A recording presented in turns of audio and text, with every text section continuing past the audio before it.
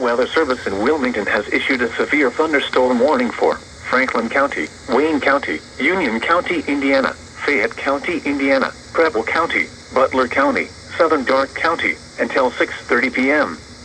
At 5:27 p.m., severe thunderstorms were located along a line extending from 9 miles northwest of New Castle to 10 miles southwest of Rushville, moving east at 60 miles an hour. Hazard, 70 miles an hour wind gusts and penny-size hail. Source, public. Impact, expect considerable tree damage. Damage is likely to mobile homes, roofs, and outbuildings. Locations impacted include Hamilton, Fairfield, Richmond, Oxford, Connorsville, Eaton, Batesville, Brookville, Centerville, Cambridge City, Ross, Liberty, Arcanum, Camden, Lewisburg, Hagerstown, New Paris, West Alexandria, New Madison, and Gratis.